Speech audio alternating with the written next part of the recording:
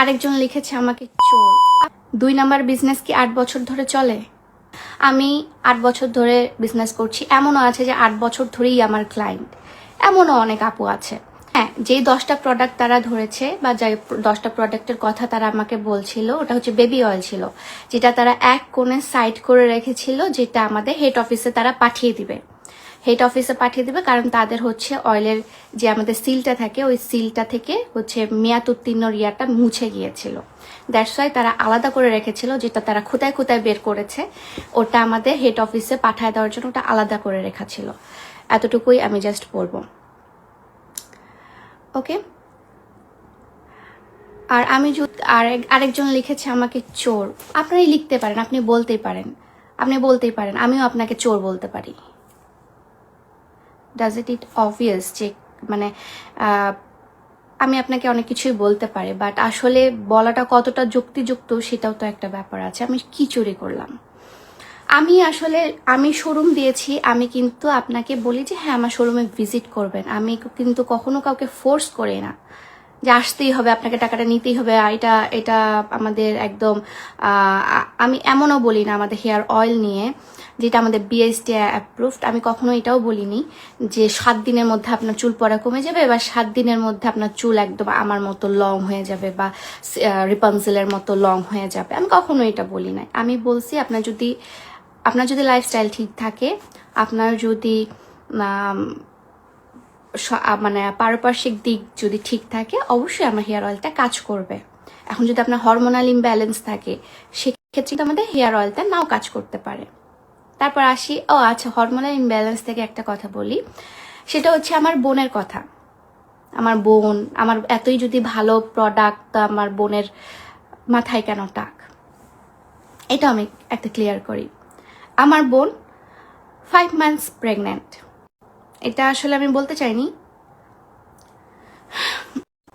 সে হচ্ছে 5 months pregnant, still সে একজন carrying মম। পাকিস্তানি বলে কেন সেল দেবা? আমি পাকিস্তানি বলে না, আমি পাকিস্তানি ইন্সপায়ার্ড বলে অলওয়েজ সেল দিই। ইন্সপায়ার্ড যদি এখন আপনারা না বোঝেন, সেটা তো আমার কিছু করার নেই। আমার বোনের কথা বলতেছিলাম। আপনাদের কমেন্ট দেখলে আসলে আমার কনসেন্ট্রেশনটা ব্রেক হবে, আমি একটু বলি আপনাদেরকে। আমার বোন হচ্ছে 5 মান্থ প্রেগনেন্ট, স্টিল সে ক্যারিং একজন মম, এবং তার হচ্ছে সবকিছু ঠিকঠাক থাকলে ফেব্রুয়ারিতে তার ডেলিভারি ইনশাল্লাহ। তার একটা অক্টোবরে বাবু 2 বছর হবে, তার 2 বছরের একটা বেবি আছে, সে স্টিল ব্রেস্ট ফিডিং করে।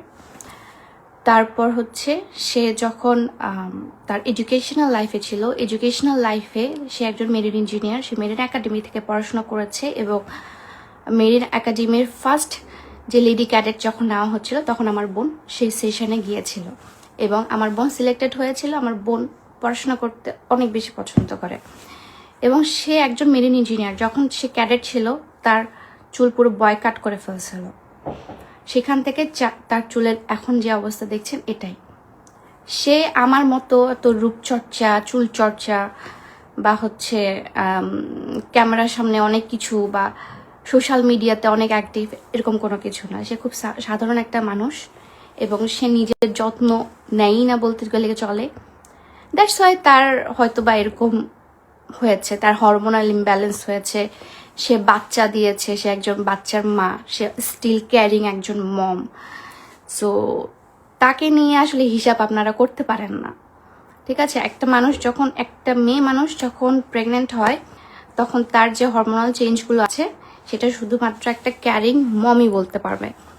সেটা আমাদের শোরুমগুলোতে রাখতে হয় বলে আমরা রাখি, এমন না যে পৃথিবীতে বা বাংলাদেশে আমি একজন মানুষ যে হচ্ছে এই প্রোডাক্টগুলো রাখছি, এমন কোনো কিছু না।